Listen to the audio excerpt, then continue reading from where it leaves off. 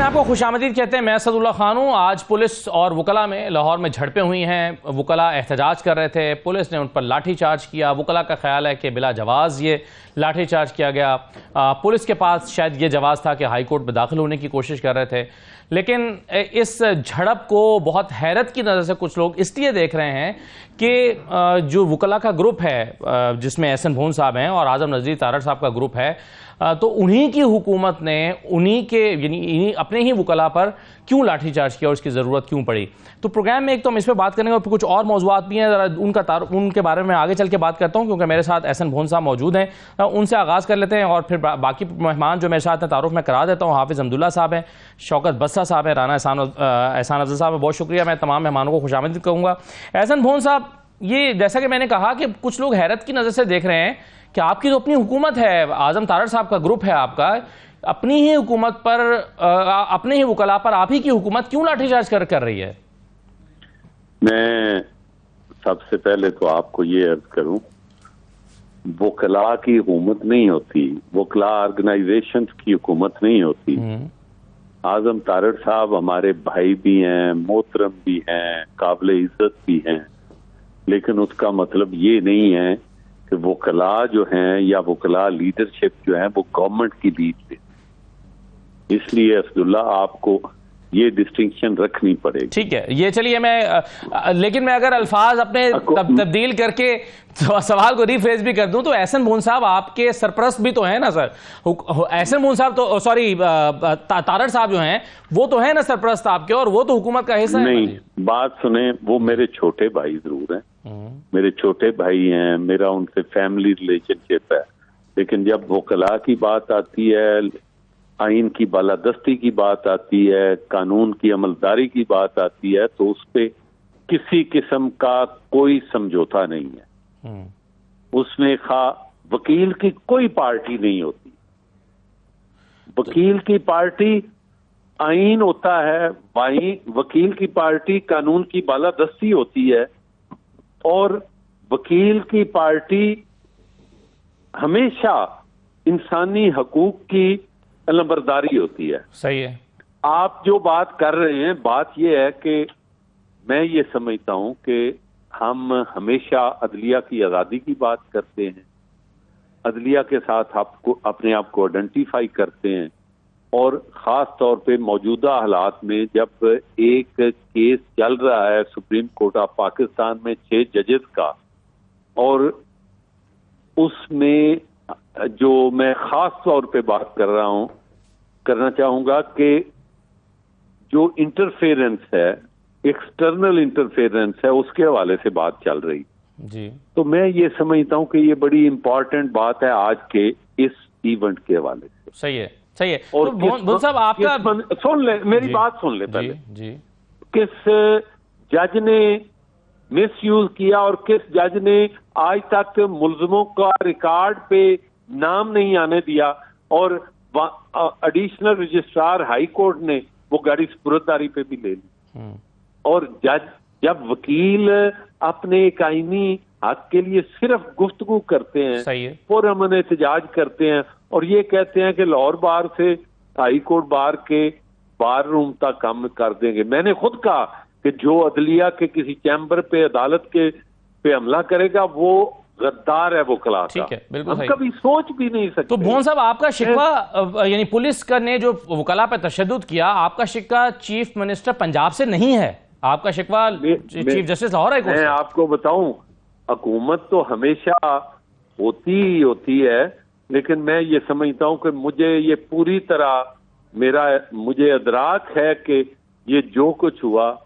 मुअज़्ज़ज़ chief justice Lahore high court के हुक्म के ताबे हुआ, और मैं ये समझता हूं कि ऐसा हुक्म करने के लिए उन्हें क्या ये था कि जुडिशियल ऑर्डर कर देते तो हमें कोई इतराज नहीं, हम सुप्रीम कोर्ट में चले जाते। लेकिन अगर हमारे जज एग्जीक्यूटिव के अफेयर्स में इन्फ्लुएंस करते हैं तो this is misuse of authority, that is against the code of. ऐसा साहब, आप चूंकि एक ऐसे प्रोफेशन से ताल्लुक रखते हैं जिसमें दलील और सबूत ये बड़ा मानी रखते हैं और आप सारा दिन इसी पे बात करते हैं, आप कह रहे हैं चीफ मिनिस्टर की इन्वॉल्वमेंट नहीं थी, लेकिन आपको लगता है कि ये ऑर्डर किया गया chief justice Lahore high court की तरफ से, आपके पास इसका सबूत या आपके पास कोई दलील है इसकी? चीफ मिनिस्टर को मैं बरीउल जिम्मा नहीं करार दे रहा, हाँ, because she is the executive head of the province, और उनके नीचे ही हमारे आईजी पुलिस और सीसीपीओ हैं, और नीचे जो हैं मैं उनको कभी बरीउल जिम्मा नहीं। They should come forward and explain why they did it when we were all peaceful. और सही। मैं पर्सनली मौजूद था उस वक्त। इतनी जहरीली गैस थी कि मेरी अब व्हेन यू क्रॉस 61 सही, तो आप समझ सकते हैं कि ये जो गैस है, शेलिंग है, इसका इफेक्ट जो है जी, वो कितना होता है। तो that's why I was faint and thereafter I am all right. सही, अल्लाह ताला इनको हदायत दे। ठीक। और मैं चीफ जस्टिस आपके वसातत से चीफ जस्टिस ऑफ पाकिस्तान से ये कहूंगा, एक तासुर इसे हाफिज अब्दुल्ला साहब, ये भी एक तासुर आ रहा है, या कुछ लोग ये कह रहे हैं, खासतौर पर तहरीक इंसाफ के लोग, वो कह रहे हैं कि चीफ जस्टिस लाहौर हाईकोर्ट को दबाव में लाने के लिए ये सब बातें की जा रही हैं। आप इन दोनों चीज़ों का कनेक्शन देखते हैं? बिस्मिल्लाहिर्रहमानिर्रहीम, बहुत शुक्रिया। देखिए, मामला ये है कि एक तरफ वकला है, दूसरी तरफ लाहौर हाई कोर्ट के चीफ जस्टिस है जी, और तीसरी तरफ एग्जीक्यूटिव है। अब लाहौर के चीफ जस्टिस और वकला, इन दोनों का ताल्लुक़ एक ही शोबे से, कानून से है। फ़र्क सिर्फ इतना है कि वो एक पोजीशन पर है, एक आईनी और कानूनी पोजीशन पर है चीफ जस्टिस जी, उसकी ज़िम्मेदारी ज़्यादा होती है बनिस्बत उनके जो बाहर वकला है, जो मेरे लिए, आपके लिए, मजलूम के लिए लड़ते हैं। सही। अब जब एक चीज़ आई बीच में कि एक जगह से दूसरी जगह अदालतें मुंतकिल करना, इस पर वकला को एतराज़ है जी, या तहफ़्फ़ुज़ात है। जी, क्या उनकी एतराज़ात, उनकी गुजारिशात, उनकी तहफ़्फ़ुज़ात, उनकी ख़दशात को सुना है या नहीं सुना है? अगर सुना है तो फिर उन ख़दशात को उन दलाइल को, उन वजूहात को देखना होगा कि क्या जो वजूहात जी, अदालत को एक जगह से दूसरी जगह मुंतकिल करने में रुकावट है, हाँ, जो जवाज़ पेश कर रहे हैं वकला, उसको आप देखिए ना, उसका इजाला करें, वरना यह तो इतनी बड़ी बात नहीं है। मैंने अनानियत की बात की, अनानियत कहाँ से? मैं तो कोई सालिस नहीं हूँ, सालिस बिल खैर नहीं हूँ, हाँ, एक राय दे सकता हूँ, लेकिन असल पस मंज़र भी मुझे वो मालूम नहीं है जितना आपको मालूम है या अहसन बोन को मालूम है। जी, लेकिन इतना मैं ज़रूर कह सकता हूँ कि जब कोर्ट और फिर चीफ जस्टिस और वकला के आपस में लड़ाई यहाँ तक पहुँची है, जी, जिसकी मनफी असरात दूर दूर तक जाएगी, उसकी असर अदालत पर क्या पड़ेगी, उसकी असर जजों पर क्या पड़ेगी, उसकी असर कानून और कानूनी माहिरीन पर और उस इदारे पर क्या पड़ेगी, इसको सोचना होगा। बिल्कुल सही है। बसरा साहब, आप वकील भी हैं, लाहौर में भी हैं, ये क्या हुआ है आज? देखें असदुल्ला, पहली बात तो ये है कि भून साहब चले गए, मेरे भाई हैं। इस वक्त जो डिवीज़न वकला के अंदर है, इसकी तमाम तर जिम्मेदारी जो है, ये अभी आप बिल्कुल सही कह रहे थे, ये आसमा जहांगीर, अल्लाह पाक उनको जन्नत में जगह दे, उन्होंने हमेशा रूल ऑफ लॉ के लिए बात की। हमेशा वो कहती रही कि पाकिस्तान में जो आइन है उसको हमेशा पामाल किया गया, और आज यही ग्रुप है जो आसमा जहांगीर ग्रुप के नाम से पॉलिटिक्स करते हैं, और आज सुप्रीम कोर्ट बार में भी इनका सदर है और पाकिस्तान बार काउंसिल में भी इनके हाथ में है। लेकिन ये सबसे बड़े जिम्मेदार हैं इस वक्त जो कुछ पाकिस्तान में आइन की तबाही और बर्बादी हो रही है, जो इस वक्त वकला के साथ हो रहा है, ये जिम्मेदार हैं डायरेक्ट। और आपने बात कही, दो चीज़ों को अलग अलग देखें। बिल्कुल आप सही कह रहे हैं, एक इशू तो ये है कि जो आज वकला वाला मामला हुआ, लेकिन भाई आपका वजीर कानून उसमें आजम नज़ीर तारड़ है, और वजीर आला पंजाब में कौन है? मैडम मिनिस्टर जो हारी हुई हैं, जाली वजीर आला। सो इनका एक तरीका कार है कि ये इतने घबराए हुए लोग हैं, डरे हुए लोग हैं, चूंकि अवाम की सपोर्ट इनको हासिल नहीं है, और इनको पता है कि हमने धांधली और लाठी के जरिए, पुलिस के जरिए, और ये पुराना तरीका कार है, 1 साल से हमारे साथ हो रहा है। हमारे जिस तरह घर तोड़े गए, चादर चारदीवारी के तकद्दुस को पामाल किया गया, आज भी क्या क़यामत आ जाने दी। बसरा साहब, मुझे ये बात समझाइएगा, जो मैं समझने की कोशिश कर रहा हूं, कि आखिर पुलिस उन वकला पर, उन वकला तंजीमों पर क्यों तशद्दुद करेगी जिनका ताल्लुक इस ग्रुप से है जो इस वक्त हुकूमत में भी है? मैं यही बात असदुल्ला भाई मैं कहना, अब ये दूसरा रुख है जो आपने बात कही है, ये पूरी प्लानिंग के साथ हुआ है। ये सिर्फ चीफ जस्टिस साहब के साथ मैं बताता हूँ हुआ क्या है चीफ 34 जजेस हैं लाहौर हाई कोर्ट के जिन्होंने लेटर लिखा है कि यहाँ पे मुदाखलत हो रही है। जो 6 लेटर इस्लामाबाद हाई कोर्ट जजेस ने जो लेटर लिखा है, और ये हमारी पाकिस्तान बार काउंसिल और high court supreme court bar इनके खिलाफ खड़ी हुई है, ये गवर्नमेंट का साथ दे रही है। और यहाँ पर हुआ ये है कि जो हमारी ये जालसाज जो हुकूमत है, फार्म 47 की पैदावार, जब इलेक्शन ट्राइब्यूनल्स बने तो चीफ जस्टिस साहब ने 8 जजेस के नाम दिए हुए हैं। अब वो चीफ इलेक्शन कमिश्नर जो है उसने लेटर लिख दिया है कि मैं चीफ जस्टिस के ये नाम नहीं मानता। चीफ जस्टिस जो हैं अपने नए नाम हमें भेजें, 20 लोगों के, हम उनमें सिलेक्ट करेंगे कि हमने कौन सा लगाना है। जरा बात को समझिएगा असदुल्ला भाई, यानी कि अब कर ये रहे हैं कि जो लोग, मैं बार बार कह रहा हूं, ताल्लुक है इस वाकये से? हाँ, इस वाकये से ताल्लुक ये है कि चीफ जस्टिस साहब को पहले तो प्रेशराइज किया जा रहा है कि जो 34 जजेस ने लेटर लिखा है, ये कैंपेन वहां से शुरू हुई है। आपको पता है कि वो उनको बड़े सख्त अल्फाज इस्तेमाल किए गए हैं कि जिस तरह इंटेलिजेंस एजेंसीज जो इस्लामाबाद वाले जजेस ने कहा, इन्होंने भी यही कहा हुआ है। अब अभी मेरे भाई, ये जो चीफ जस्टिस साहब हैं, वो दूसरा एंगल है कि वो जो लोग इस वक्त, मैं बार बार कह रहा हूं कि शौकत बसरा समेत हमारे 200 से ज्यादा एमएनएस एमपी जीते हुए थे। आज चीफ जस्टिस साहब, चलिए मैं फिलहाल तो सर, मैं ये आप एक और मौजू पे चले सर, मैं इसका कनेक्शन ढूंढने की कोशिश कर रहा हूं, और ये सवाल जो है ना, जो आपने इशारे दे दिए हैं उससे कुछ बात समझ आ रही है। मैं राणा साहब के सामने रखता हूं। राणा साहब, मामला ये है, वो ये कह रहे हैं कि ये एक इलेक्शन कमीशन ने एक नोटिफिकेशन दिया था, ये अगर स्क्रीन पे दिखा भी दें, जिसमें 2 ट्राइब्यूनल्स बनाए गए थे, एक ऑनरेबल जस्टिस सरदार मोहम्मद सरफराज रोगर साहब का और मिस्टर जस्टिस सुल्तान तमीर अहमद साहब का।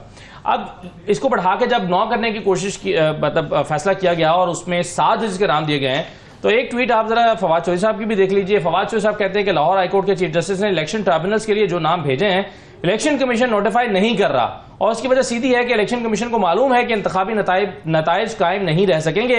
इंतखाबी धांधली का जो अमल पाकिस्तान में 2 साल पहले शुरू हुआ था, अभी तक जारी है। अब ये फवाद चौधरी साहब कह रहे हैं, तो इससे पीटीआई ये तासुब देने की कोशिश कर रही है या एस्टैब्लिश करने की कोशिश कर रही है कि चीफ जस्टिस चूंकि सरेंडर नहीं कर रहे हैं, इलेक्शन कमीशन की बात नहीं मान रहा, तो चीफ जस्टिस पर दबाव बढ़ाने की कोशिश की जा रही है। बिस्मिल्लाहिर्रहमानिर्रहीम। सबसे पहले तो इनको तो मौका चाहिए कि कोई प्रोपोगेंडा अपना ये कर लें और अपना जो हर चीज़ को जो है ना उसके साथ जोड़ लें। देखें, हाफिज साहब ने बहुत माकूल बात की। एक तो अफसोसनाक वाक़या है, इसको कंडेम करना चाहिए। पुलिस के लोग भी इंजर हुए, लॉयर्स भी गिरफ्तार हुए, उन पे भी लाठी चार्ज हुआ, ये नहीं होना चाहिए था। लेकिन देखें, आपको दोनों साइडों का मौक़िफ़ सुनना चाहिए। पहली बात तो ये कि अगर कोर्ट्स वहाँ से शिफ्ट कर दिए गए तो उनको बुला लें, टेबल टॉक करें, बैठें। अगर वो नहीं मामला हल होता तो लॉयर्स का बिल्कुल हक है कि वो एहतजाज करें, इसको कोई रद्द नहीं करता। लाठी चार्ज किसको करा सकते हैं? नहीं, मैं आपको देखें वहाँ क्या हदायत थी पुलिस को, पुलिस का क्या मौक़िफ़ आ गया है ना पुलिस का। वो कहते हैं उनको हदायत थी कि लाहौर हाई कोर्ट की प्रेमिसेस में एंटर नहीं होने देना, तो वो उसको प्रोटेक्ट कर रहे थे। लॉयर्स एहतजाज करते हुए लाहौर हाई कोर्ट की प्रेमिसेस के पास पहुंच गए, उन्होंने वो बैरिकेड वहां से उठाना शुरू कर दिए, और पुलिस ने जब रोका तो उन्होंने पथराव करना शुरू कर दिया। वापसी पे पुलिस ने जो है वो शेलिंग कर दी और लाठी चार्ज कर दिया। तो मामला यहां से देखें, जो पुलिस को जो हदायत दी गई होगी कि भाई ये आपकी बॉर्डर लाइन है, ये क्रॉस नहीं होने देनी, ये या एग्जीक्यूटिव ने दी होगी, या फिर ये जो है वो लाहौर हाई कोर्ट से आपको नहीं, लाहौर हाई कोर्ट से आपको ये डायरेक्शन आई होगी। दो ही हो सकते हैं ना।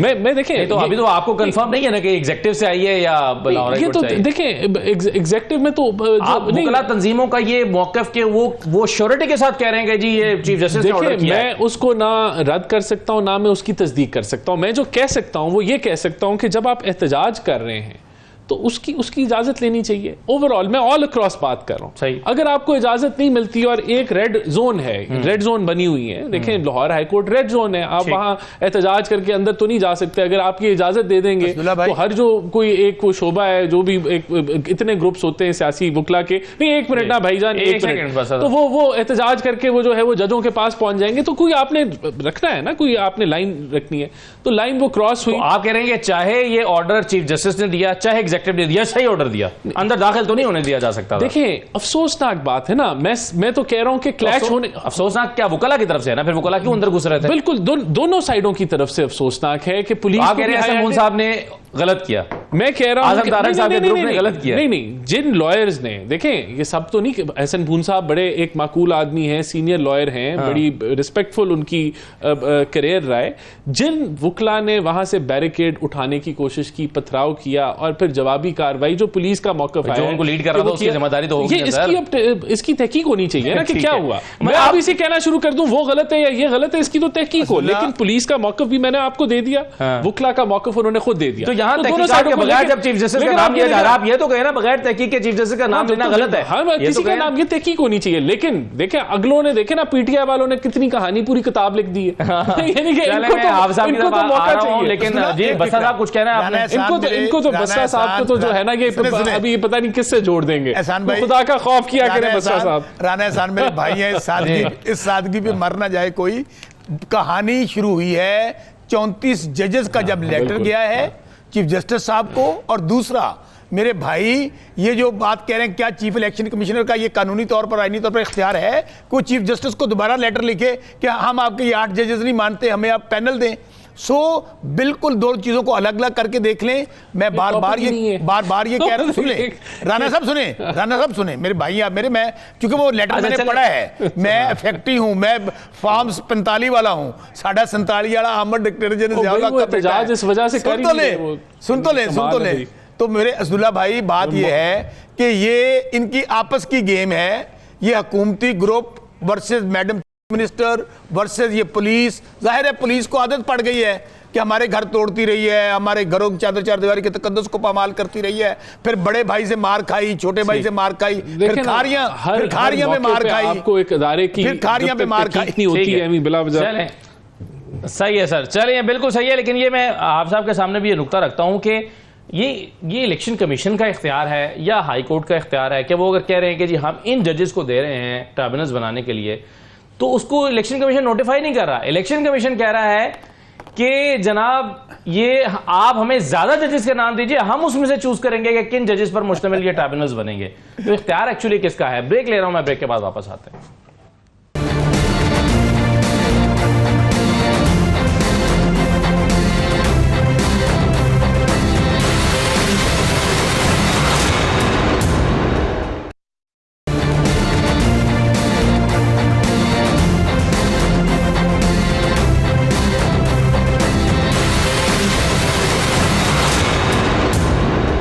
खुशामदीद। हाफिज अब्दुल्ला साहब, आपको इंतखाबी नताइज पर एतराज़ात हैं, आप ये एतराज़ात लेकर जाएंगे ट्राइब्यूनल्स के पास। कुछ बहुत सारी जमातें जो अपोजिशन की हैं वो गई भी हुई हैं।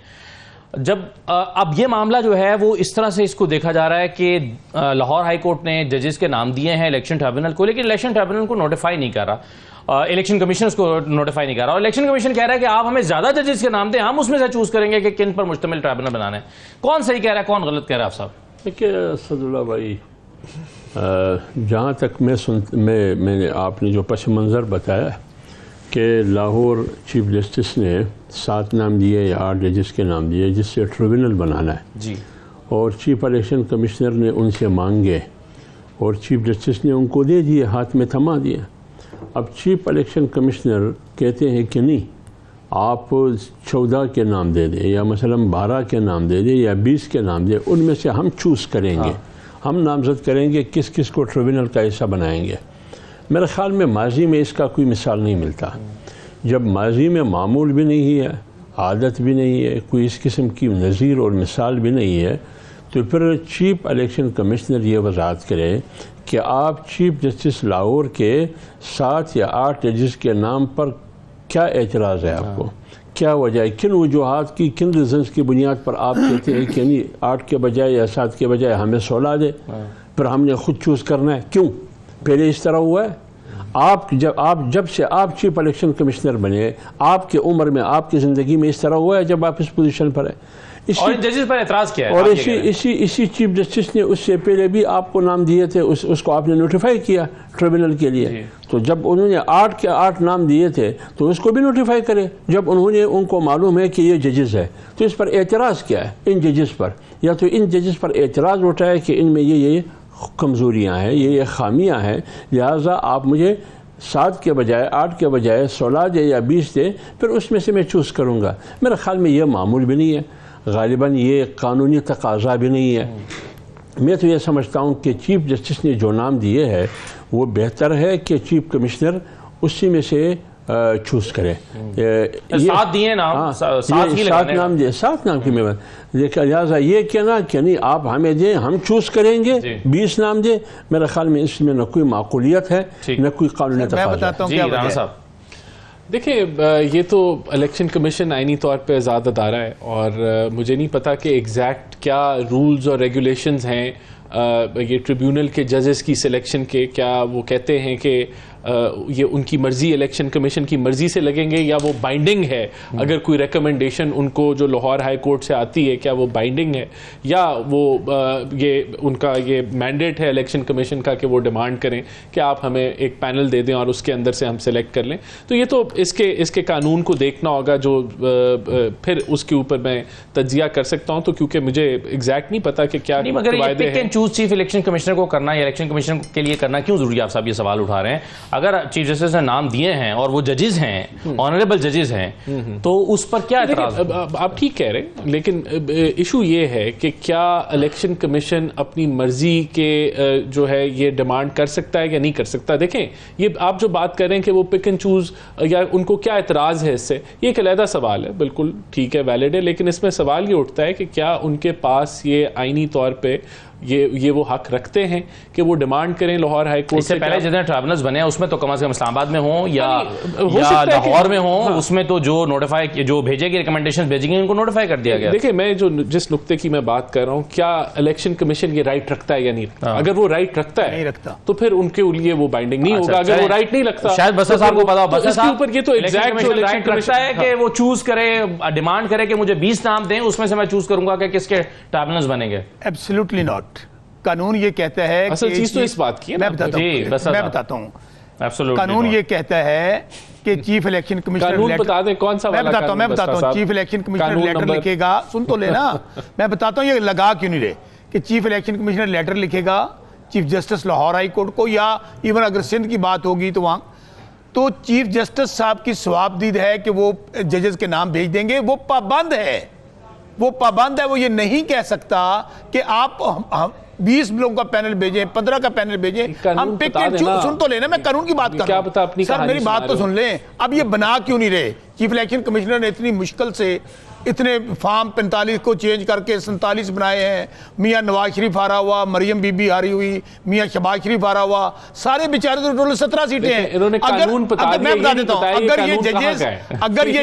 अगर ये मैं फिर कहता हूं, मेरी ऑब्जर्वेशन सुने, ये जजेस इनके मुतालिक ये है कि दे आर वेरी अपराइट जजेस, जो कानून और आइन के मुताबिक फैसले देते हैं।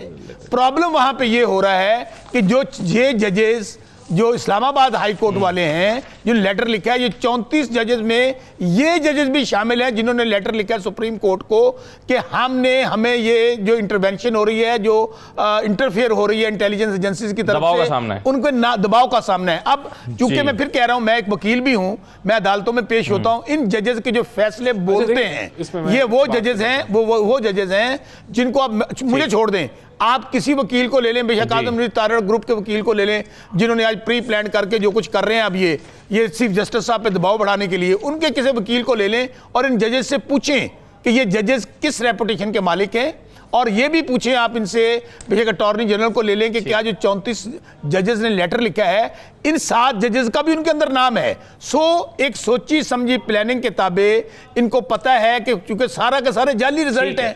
मैं अपनी बात बताता हूं, अगर शौकत बसरा का जो जज बस अब बने हैं ट्रिब्यूनल बहावलपुर में, यकीन मानिएगा असदुल्ला, टोटल 1 महीने का केस है। जो इजाजुल हक है मेरे हल्के में, वो 3रे नंबर पर है, 50-60 हज़ार उसके वोट हैं, मैं 1 लाख पे खड़ा हूं, तो 1 महीने बाद शौकत बसरा तो MNA होगा, क्योंकि वो इंडिपेंडेंट जज हैं, वो तकड़े जज हैं, वो आइन और कानून के मुताबिक फैसले करते हैं। इसलिए मेरे भाई, अगर लाहौर के अंदर जो जजेस लगे हैं, अगर वो लग गए तो बताइए, जान के मान पाऊं तो अर्ज करूं, जे लतीफ कहता है अभी हल्का खोलने की गल कर रहे हैं, कहते मियां नवाज शरीफ हल्का खोलिए। अगर मियां नवाज शरीफ हारा हुआ है, अगर मरियम बीबी हारी, ठीक है, आप कह रहे हैं कि कौमी असम्बली के अंदर तो सारी चीजें ऊपर नीचे हो जाएंगी, ऊपर नीचे क्या हुकूमत, देखिए पंजाब में भी हुकूमत खत्म हो जाएगी, पंजाब में भी हुकूमत खत्म हो जाएगी, मरकज में भी हो जाएगी, और जो जाली सेनेटर्स बने हुए वो भी खत्म हो जाएंगे, टोटल चीज ही खत्म हो जाएगी। अच्छा अभी एक फैसला तो जी हाफ साहब, एक फैसला तो अभी 6 मई को सुप्रीम कोर्ट ने दिया, जैसे मंसूर इरशाद साहब की सरबराही में जो 3 रुकनी बेंच बना था, उन्होंने इलेक्शन कमीशन का फैसला भी मुअत्तल कर दिया, पेशावर हाई कोर्ट का फैसला भी मुअत्तल कर दिया और कहा कि मखसूस नशस्तें जो हैं इस पर आगे समाअत होगी, लेकिन फैसला मुअत्तल होने का मतलब यह है कि मखसूस नशस्तें जो फिर कौमी असम्बली में या सूबाई असम्बलियों में दी गई थी बाकी जमातों को, वो नहीं बांटी जा सकती, वो रिवर्स होने जा रही हैं। अब कौमी असम्बली में नून लीग 15 इजाफी सीटें लेके बैठी है जो उनका हक नहीं बनता था, पीपल्स पार्टी 5 सीटें लेके बैठी है, JUI की भी 3 सीटें हैं। आप कैसे देख रहे हैं इसमें सारी जो नंबर गेम है वो तो तब्दील होने जा रही है कौमी असम्बली में और सूबाई असम्बलियों में भी? कि जब इलेक्शन कमीशन ने एक फैसला लिया, उन्होंने तो किसी कानून के तहत दिया होगा ना, हवा में तो नहीं दिया फैसला। उसके खिलाफ लोग गए Peshawar high court, Peshawar high court ने इलेक्शन कमीशन की फैसले की तौसीक की, यही है ना। उस हाई कोर्ट के फैसले के खिलाफ लोग गए सुप्रीम कोर्ट। जी हाँ। सुप्रीम कोर्ट ने इलेक्शन कमीशन का फैसला और हाई कोर्ट के फैसले दोनों को सस्पेंड किया। ठीक। अब वो लोग जो पहले MPs नहीं थे, इलेक्शन कमीशन और हाई कोर्ट के फैसले के नतीजे में या MNA बने या MPA बने, अब वो जाके उसी स्टेशन पे खड़े हो गए जहाँ कुछ भी नहीं थे। जो आज 45 फार्म वाले खड़े हैं ना, ये भी उसी सब में खड़े हो गए, वरना 47 के नतीजे में तो अंदर आ गए इलेक्शन कमीशन के फैसले के नतीजे में, हाई कोर्ट के फैसले। अब ये सिर्फ कानूनी जंग है। ठीक। ये कानूनी जंग है और ये कानूनी और आईनी जंग ये माहिरीनी अदालत के अंदर साबित करेंगे कि क्या ये जो 15 या 5 या 6 PMLN की या पीपल्स पार्टी की या JUI की, जिस भी पार्टी को मिली है PTI के हिस्से में से, क्या ये उनका आईनी और कानूनी हक बनता है इन पार्टियों की या नहीं बनता। ये लिहाजा फरीक़ैन ने, एक तरफ गालिबन हुकूमत होगी, दूसरी तरफ इनके वकला होंगे, तो ये फैसला बाद जब अभी मुअत्तल हुआ है, सस्पेंड हुआ है, ये फैसले अभी बाद में ये साबित करना होगा कि कौन हक बजानिब है कौन नहीं है। कानूनी हवाले से कम से कम ये तो होगा, अगर चलिए सुन्नी इत्तेहाद काउंसिल को मखसूस नशिस्तें नहीं भी मिल रही, ये तो होगा कि जो बाकी जमातों को मिली है वो तो वापस हो जाएंगी, क्योंकि फैसला तो मुअत्तल हो गया। फैसला तो ये था ना कि इनको मखसूस नशिस्तें इनको दे दी जाए। देखिए जब मुअत्तल हुआ तो इसका मतलब ये है कि वो लोग अभी असेंबली के अरकान नहीं रहे ना, तो नुकसान तो हो रहा है ना, उसकी तादाद पे तो असर पड़ रहा है। यानी फर्ज करे 15 जब आप निकालेंगे PMLN की तादाद में से, इसी तरह पीपल्स पार्टी की उसमें से या JUI में से निकालेंगे तो तादाद में तो कमी आएगी। तो जब कमी आएगी तो जो 2/3 अक्सरियत हासिल थी वो भी हासिल वो रह जाएगी, तो वो रह जाएगी। तो फिर अगर वो आइन में तरमीम करेंगे, जैसे अभी इरादा है जो मैं सुन रहा हूँ खासकर जुडिशरी के हवाले से और जजेस के हवाले से, तो उसमें तो ये बहुत बड़ा रुकावट बन सकेगा। तो इसलिए मैं कह रहा हूँ कि ये कानूनी मामला है, इसको सुप्रीम कोर्ट पर छोड़ दिया जाए, वो क्या फैसला करेंगे, कानून क्या कह रहा है, आइन क्या कह रहा है, किसका हक बनता है किसका नहीं बनता है, मेरे ख्याल में ये उन्हीं पर। बिल्कुल सही। आप तादाद हुक्मरान जमातों की रह जाएगी 204 का मतलब ये होगा, और सुन्नी इत्तेहाद काउंसिल की हो जाएगी 107। तो 204 का मतलब ये कि आपके पास 2/3 अक्सरियत नहीं रहेगी। इसका मतलब वो जो बिल आप लाना चाह रहे हैं वो नहीं ला सकते। ये रिजर्व सीट्स आप सुन्नी इत्तेहाद को दे रहे हैं? नहीं, मैं नहीं दे रहा, मैं कौन होता देने वाला। आप गिनती में दे रहे हैं? गिनती में इसलिए दे रहे हैं कि अगर जो फैसले के मुताबिक अगर वो जाहिर है, देखिए अभी तो ये फैसला होना है कि हमारे से जानिए या इनको मिलिए, लेकिन कमीशन का फैसला तो मुअत्तल हो गया ना। हाँ वो तो हो गया, लेकिन देखें बात चलिए अगर उनके निकाल भी दें तो आपके तो 204 ही हो गए ना। देखें जो डिसेंटिंग नोट था गालिबन वो इलेक्शन कमीशन का था या पेशावर हाई कोर्ट के जज का जो डिसेंटिंग नोट था, उसमें उन्होंने ये कहा था कि ये सीटें जो डिसेंटिंग नोट की मैं बात कर रहा हूं, कमीशन का डिसेंटिंग नहीं सॉरी ये पेशावर हाई कोर्ट के जो एक जज का जो डिसेंटिंग नोट था उसमें कहा गया था ये PTI को नहीं मिलेंगी, ये सीटें सुन्नी इत्तेहाद को नहीं मिलेंगी। और ये डिसेंटिंग नोट कह रहा था क्योंकि इन्होंने वायलेशन की जो प्रोसीजर था इलेक्शन, ये आप ठीक कह रहे हैं, इलेक्शन कमीशन के एक मेंबर का डिसेंटिंग नोट, तो वो उसके अंदर भी ये फैसला था। बहरहाल देखें ये बात जिस तरह हाफिज साहब ने की, जो सुप्रीम कोर्ट फैसला करेगी वो सबको मानना पड़ेगा। जब इलेक्शन कमीशन का मैंडेट था वो फैसला इंप्लीमेंट हुआ,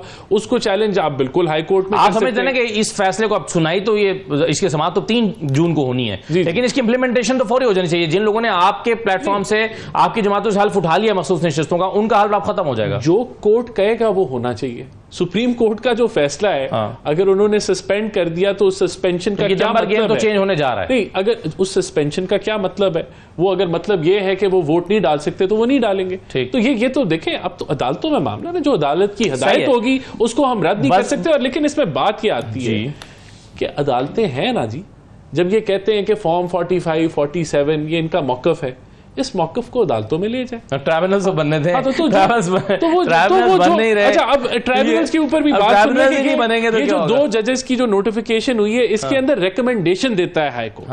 हाई कोर्ट रिकमेंडेशन देता है कि आप नोटिफाई कर दें, इनको नोटिफाई कर दें। अब उस रिकमेंडेशन को रद्द कर सकता है इलेक्शन कमीशन या नहीं कर सकता, या उनसे और रिकमेंडेशन मांग सकता है। ये मुद्दा सारा नहीं, ये आपने ना कानून पता, आपने कहानी सुना दी और कहा ये कानून है, आप भी नहीं बता रहे ना। मुझे तो देखना पड़ेगा ना, वो तो लॉयर ने कहानी सुना दी। आपकी इंटरप्रिटेशन अब क्या है? देखें, जब इलेक्शन कमीशन का फैसला सुप्रीम कोर्ट ने मुअत्तल किया है तो इसका क्या मतलब है कि क्या सुन्नी इत्तेहाद काउंसिल की सीटें जो हुक्मरान जमात को मिल गई थीं वो उनसे वापस लेकर क्या सुन्नी इत्तेहाद काउंसिल को दी जाएंगी या सिर्फ फिलहाल वापस दी जाएंगी? अच्छा असदुल्ला भाई, 2 बातें हैं। एक दोबारा मैं आता हूं कि जो साहब को नहीं मिलेगी। अच्छा राना साहब, 1 मिनट। जो ट्रिब्यूनल के जजेस लगने हैं, अगर वो लग गए जो बिल्कुल आइन और कानून के मुताबिक फैसले देते हैं। दूसरा डिसीजन ये आ गया, ये जो सुप्रीम कोर्ट ने अभी स्टे दिया है, तो उन्होंने वहां पे मंसूर अली शाह साहब ने डिस्कस किया था सुप्रीम कोर्ट के अंदर कि अगर फर्ज करें कि 200 इंडिपेंडेंट लोग मुंतखब हो जाते हैं, तो आपका क्या ख्याल है कि अगर 6 लोग मुंतखब हुए किसी पार्टी से, आप उनको सीटें दे देंगे? तो अंदाजा ये करें कि इन लोगों को जो बेचारे फिर हारे हुए हैं, ये चाहते क्या हैं कि जो हमने सीटें जीती हुई हैं आईनी और कानूनी तौर पे हमें मिलनी है। इसलिए मेरे भाई, अगर वो हमारे जजेस लग गए जो चीफ जस्टिस साहब ने भेजे हैं, तो फिर सदर नहीं रहेगा, फिर वजीर आजम नहीं रहेगा, फिर क्या कहा आपने? हमारे जजेस लग गए। मैं बताता हूं, नहीं, वो जजेस जो आइन और कानून के ताबे फैसले देते हैं, यही तो प्रॉब्लम है कि आप लोग उनको लगने नहीं दे रहे। आपने पता है आपको कि आप लोग हारे हुए हैं। आप मियां नवाज सुन तो लें मेरे भाई, 1 महीना हो गया लेटर को लिखे हुए चीफ जस्टिस साहब को। ये आपने 120 दिन के अंदर फैसले देने थे। ये तो ओपन एंड शट केस है। इसलिए मेरे भाई, ये जो इसका एक और भी इफेक्ट आएगा ना, ये जो लाना अभी जो फैसला दिया सुप्रीम कोर्ट ने, ये चीफ जस्टिस काजी फाइज साहब को एक्सटेंशन देना चाहते हैं, वो नहीं मिल सकेगी। फिर ये बार बार मैं कह रहा हूं कि इस वक्त जो सुप्रीम कोर्ट, सुन तो लेना, सुन ले, सुप्रीम कोर्ट के अंदर इस वक्त जो खींचातानी चल रही है कि आप एक बिल लेकर आए जिसको इंडोर्स किया है आजम नजीर तारड़ साहब ने, और अभी जो जरदारी साहब के जो वकील लगे उन्होंने इंडोर्स किया है। नहीं करता। सुने मेरी बात सुन ले। राना सनाउल्लाह साहब अहम बात कहने लगा कि उन्होंने कहा कि ये टेनोर पोस्टिंग तो होनी चाहिए, 16 दिन का जज क्या जज होता है। अब्दुल्ला भाई ये उस वक्त शुरू हुआ। जो बात भाई सुने, पहले मुझे बात करने दें। के ऊपर पेंशन रिफॉर्म्स में ये देखा जा रहा है कि सिविल सर्वेंट्स हैं जितने भी हैं, उनकी नौकरी के अंदर तौसीफ है। मैं बताता हूं, मुझे ब्रेक लेने दें। राना साहब फिक्रा क्या हुआ ये है, रिमार्क्स में चला जाऊं एक ब्रेक पर। नहीं, एक साहब ने कहा कि ये तो बात तय है कि किसी एक जमात का मैंडेट दूसरी जमात को नहीं दिया जा सकता। ये उन्होंने अपने रिमार्क्स इसी अंदाज में, इन्हीं अल्फाज के साथ दिए थे। एक छोटा सा ब्रेक लेता हूं, ब्रेक के बाद वापस आते हैं।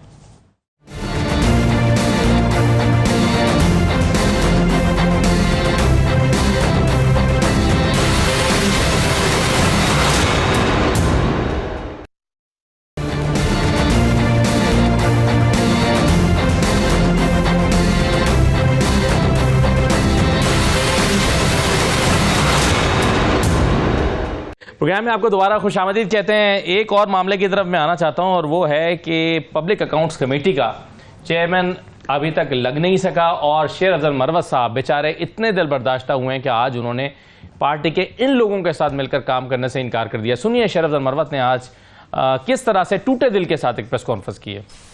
क्या ये तजलील नहीं है कि एक शख्स को आप नेम कर देते हैं पब्लिक अकाउंट कमेटी का, 2 महीने से उसका नाम चलता है, अचानक आप उसको कहते हैं कि जनाब सऊदी सफीर का मैसेज आ गया, हम आपको कंसीडर, पॉलिटिकल कमेटी कहती है हम आपको कंसीडर नहीं करते। खान अगर चाहे इशारा भी करे ना कि मेंबर कौमी असेंबली से इस्तीफा दो, तो आंखें बंद करके इस्तीफा दूंगा। ये कमेटी क्या चीज है और कौन कमेटी नहीं थी, असल बात बेवकूफी की थी, ये बेवकूफ कर रहे थे मुझे और इन्होंने किया, लिहाजा मैं बतौर एहतजाज इन लोगों के साथ काम करने से इनकार करता हूँ। अच्छा, हाफिज साहब ये तो नहीं लगा रहे पब्लिक अकाउंट्स कमेटी का चेयरमैन नाम नहीं दे रहे अपना, ऑपोजिट हुकूमत इंतजार कर रही है, आप दे दें अपनी तरफ से कोई नाम, उन्हीं को दे दें जो पहले थे?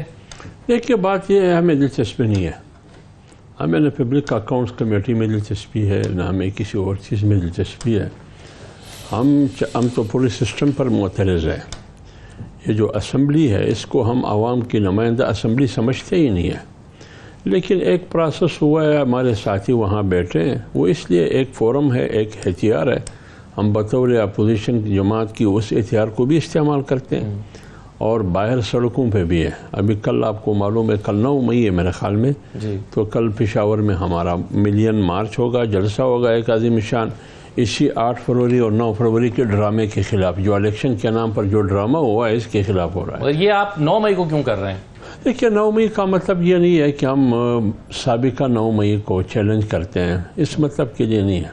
हम 9 मई की एक तारीख दी है, 20 को हमने की 20 अप्रैल को पेशीन में, 2 मई को तारीख रखा कराची में हमने इज्तिमा किया, 9 मई को हम उधर कर रहे हैं, लेकिन ये इस मकसद के लिए नहीं है कि हम उस 9 मई को, इसका कोई ताल्लुक नहीं है, उसके साथ कोई ताल्लुक नहीं है। जहाँ तक पब्लिक अकाउंट्स कमेटी के वो है, बशरा साहब बैठे हैं, शौकत बसरा भाई वो बैठे हैं, वो जाने, PTI जाने किसको पब्लिक अकाउंट कमेटी के चेयरमैन बनाते हैं, किसको नहीं बनाते हैं।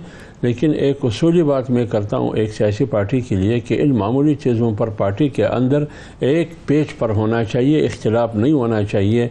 अगरचे मेरा PTI से कोई ताल्लुक़ नहीं है, पब्लिक अकाउंट्स कमेटी किसकी है किसकी नहीं है ये फैसला उन्होंने करना है। सही है। हाफिज साहब, कल मौलाना ने एक बयान दिया, उन्होंने कहा कि जितना हम परेशान है इलेक्शन नताइज पे उतना ही नवाज शरीफ भी परेशान है। बिल्कुल मौलाना ने ठीक कहा, ठीक है, बिल्कुल ठीक कहा। मौलाना साहब जब PMLN का एक वफद आया, उसके बाद फिर दूसरा वफद आया, दूसरे की क़यादत मियां नवाज शरीफ साहब कर रहे थे, तो उसमें तकरीबन 1 घंटे के करीब 1 to 1 मौलाना साहब और मियां साहब की मुलाकात हुई है जी। तो मौलाना साहब ने मुझे ख़ुद कहा है कि मेरे मौक़िफ़ की मियां नवाज शरीफ साहब ने तायीद की। अच्छा, वो तायीद क्या है? वो तो ये जो कल मौलाना साहब ने हामिद मीर के साथ इंटरव्यू में कहा कि मियां नवाज शरीफ साहब भी परेशान थे, इस नताइज से वो भी परेशान थे, वो खुश नहीं थे, मायूस थे। तो लिहाजा मौलाना साहब ने कहा है तो बिल्कुल ठीक है, अगर ठीक नहीं कहा है तो मियां नवाज शरीफ साहब इसकी तरदीद करें। तो उनके अपने भाई की हुकूमत है और वो खुश नहीं है। देखिए मैंने एक बात की है कि ये हुकूमत एक जेन्युइन हुकूमत नहीं है, क्योंकि ये मैंडेट जेन्युइन नहीं है। अगर ये जेन्युइन मैंडेट होता तो आज मियां नवाज शरीफ साहब वज़ीर आज़म होते, मियां शहबाज शरीफ आप वज़ीर आज़म ना होते। नहीं, जेन्युइन अगर मैंडेट होता तो PTI तो कहती है कि हमारा फिर वज़ीर आज़म, वो तो एक अलग सवाल है। वो तो मौलाना साहब ने ये बात भी की कि मैंने मियां नवाज शरीफ साहब को भी कहा और PMLN को भी कहा कि आप आइए हमारे साथ अपोजिशन में बैठिए। और आपको याद है मौलाना साहब ने जब पार्लियामेंट में तकरीर की पहली स्पीच में, उसने उस वक्त भी कहा कि PMLN वाले आके हमारे साथ अपोजिशन में बैठिए, और मैं देख रहा हूँ कि कुछ अरसे के बाद PMLN हमारे साथ अपोजिशन में होगी। सही है। बसरा साहब, ये एक छोटा सा फैसला अगर आपकी जमात नहीं कर पा रही, और इतना दिल बर्दाश्ता हुए शेर अफजल मरवा साहब जिन्होंने पूरी खैबर पख्तूनख्वा की कैंपेन सिंगल हैंडेडली चलाई थी और बड़ी उनकी पार्टी के लिए कुर्बानियां भी हैं, क्यों इतना मायूस होना पड़ा है उनको आपकी पार्टी की लीडरशिप से? अच्छा, बहुत अहम सवाल है, लेकिन मैं सिर्फ एक बात कह के ना असदुल्ला भाई, ये जो आईनी तरमीम जाली हुकूमत ले आ रही है ना, उसका मकसद सिर्फ यही है कि जो Balochistan, Peshawar, Lahore high court, Islamabad high court और इवन अब तो सुना सिंध हाई कोर्ट के जजेस ने भी लेटर लिख दिया है, ये उन सब की जगह उनको रिप्लेस जजेस को करना चाहते हैं, जिन्होंने ओपनली कह दिया है कि हम इस प्रेशर में काम नहीं करेंगे, हम रूल ऑफ लॉ चाहते हैं। अच्छा, अब दूसरी बात आपने कही, ये जो एक बात और कहना चाहता हूँ, देखें हमारे JUI के साथ बड़े इख्तलाफात थे, हैं, शायद रहें भी, लेकिन हम्दुल्ला साहब को भी सलाम पेश करता हूँ।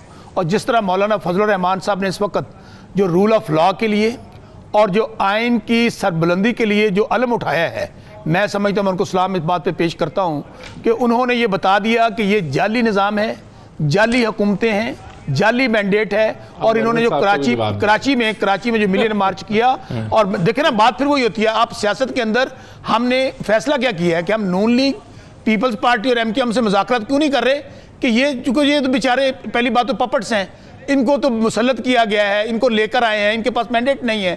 तो मरवत साहब के दुखों का मुदावा कौन करेगा? मरवत साहब आपके पास हर बात का जवाब है, इस बात का जवाब अब्दुल्ला भाई, मैं मरवत साहब की बात पे आ रहा हूँ। देखिए, पहली बात तो ये है कि ये ज़ाहिर खान साहब पार्टी के चेयरमैन हैं, ये खान साहब का फैसला ही हतमी फैसला होगा, वो जिसको भी नामजद करते हैं। तो शेर अफजल मरवत साहब को पहले नामजद किया होगा, लेकिन जाहिर है कुछ चीज़ें ज़ाहिर है साइड बाय साइड चलती हैं। वो कह रहे मसला ये नहीं है, वो कहते हैं बेतौकीर किया जा रहा है। अच्छा नहीं, मैं फिर कह रहा हूँ, वो कहते हैं कि नहीं देना तो ना दें, लेकिन बेतौकीर कर रही है लीडरशिप। अच्छा, शेर अफजल मरवत साहब हमारे भाई हैं, बहुत मुश्किल वक्त में मैं समझता हूं उन्होंने बहुत जद्दोजहद किया पार्टी के लिए। लेकिन एक बात मैं ओपनली उनको पहले भी कही, अब भी कहता हूं, पार्टियों के अंदर इश्यूज आते रहते हैं। हम कौन सा कोई डायनेस्टी या कोई शहनशाहियत है कि रायवंश की तरह। शेर अफजल मरवत नहीं है सर, नहीं सुने मैं कह रहा हूं मरवत नहीं है। बसरा साहब कौन है, कौन है उम्मीदवार? असदुल्ला भाई मेरी बात सुने, अभी तो फाइनल नाम 1 या 2 दिन में नाम सामने आ जाएगा, 2-3 नामों पे डिस्कशन है। मैं आपको कह रहा हूं कि ये पार्टियों के अंदर हमारी कौन सी कोई बादशाहत है रायवंश की तरह, बड़े मियाँ छोटे मियाँ, बेटी बेटा भतीजे भांजे या लाड़काना की तरह उनकी भी बादशाहत है। पार्टियों के अंदर इख्तलाफात होते हैं, तो बहुत अच्छी बात है कि पार्टी के अंदर बैठ के उनको गुफ्तगू करनी चाहिए, ओपनली इस तरह के स्टेटमेंट्स नहीं देनी चाहिए। लेकिन फैसला जो भी होगा मेरे ख्याल में 1 या 2 दिन में सामने आ जाएगा। लेकिन जो बात कही है हमदुल्ला साहब ने, मैं उसको बढ़ाते हुए देखें, ये एक जाली असम्बलियाँ हैं। हम लोग, आपका क्या ख्याल है कि ये सिस्टम को चलाने के लिए आए हैं? नहीं, हम लोग भी देख रहे हैं क्यों ले रहे हैं तनख्वाहें। मैं बता देता हूँ राणा साहब बड़ी अहम बात बताने लगा चाहते हैं। राणा साहब ये नहीं कि जाली असेंबली कहते हैं, जाली असेंबली तो अपनी तनख्वाह भी जाली ले रहे हैं। राणा साहब आप क्या कहते थे, आप क्या कहते थे 2018 में? प्राइम मिनिस्टर नहीं कहते थे? नहीं, हम पार्लियामेंट कार छड़ के आवांगे, प्राइम मिनिस्टर कहते थे, पार्लियामेंट को हमने सिलेक्टेड असेंबली कहते थे ना। राणा साहब ਤੁਹਾਨੂੰ ਕਾਰ ਛੱਡ ਕੇ ਆਵਾਂਗੇ ताकि ਜਿਹੜੀ ਤੁਹਾਡੀ ਅਸਲ हैसियत है ना, जाके जो हारे हुए हैं आप लोग, ये जो कब्जा करके बैठ गया, ਤੁਹਾਨੂੰ ਕਾਰ ਛੱਡ के फिर ਅਸੀਂ सिस्टम तो आउट होवांगे, घबराओ ना इस दफा। ये 5वें साल भी यही बात कर रहे हैं। जब आपको कोई तवक्कुआत नहीं मेरे नहीं, इनका केसेस ही ये सारा ये प्रोपेगेंडा है। ये 4थे-5वें साल भी यही बात करेंगे कि आपको घर छोड़ के आएंगे। अच्छा, आप हलफ देते हैं, आप हलफ देते हैं राणा एहसान साहब, आप हलफ देते राणा एहसान साहब, आप हलफ देते हैं इस बात का? हल्फन कहते हैं कि आप लोग जीते हुए हैं, जान अल्लाह को देनी आप हल्फन कहते हैं। चीजें मुझे, मेरी ये आदत नहीं है। देखिए मैं बिल्कुल देखें मैं तो इलेक्शन लड़ा नहीं। अगर मैं लड़ा होता तो मैं जरूर मैं हल्फ ले लेता। अगर फिर जावेद लतीफ साहब से पूछ लीजिएगा। मुझे अब बिल्कुल जेन्युइन आए रिजल्ट जो इलेक्शन कमिशन ने, जावेद लतीफ इनके पार्टी के मेंबर हैं, जो किसी के पास सबूत है तो उसका एक लीगल 90 करोड़ में 5 सीटें खरीदी गई हैं। 90 करोड़ में 5 सीटें जावेद लतीफ कहते हैं, और मौलाना साहब ने तो कहा कि सारी असेंबलियां खरीदी गई हैं। आखिर में मैं आपका मुख्तसरन और फिर आप साहब का भी कमेंट, ये जो बहरान सर उठाना शुरू हो गए जैसे गंदम का, क्या बना गंदम के मामले का? कोई इसका नतीजा निकलेगा या नहीं निकलेगा? देखिए, गंदम सब बेनिफिशियरी हैं, सब ने पैसे खाए हैं। वफाकी महकमा है, उसने 4 लाख सुन लेना भाईजान, 4 लाख टन से ज्यादा जो है वो उसका अपना प्रोक्योरमेंट टारगेट बढ़ाया, और वो प्रोक्योरमेंट तकरीबन 90% कर चुका है। इसी तरह देखें, बात ये है कि अभी जो रिपोर्ट्स आ रही हैं वो ये हैं कि 90% किसान अपनी जो कनक है वो बेच चुका है। और वो अब जो ये जो डिमांड है कि रेट बढ़े, देखें एक तो इस चीज का अब जो रेट बढ़ाने के लिए दावा होने का मुझे बता दिया गया। बहुत शुक्रिया तमाम मेहमानों का प्रोग्राम में शिरकत करने के लिए। इजाज़त दीजिए, अल्लाह हाफ़िज़।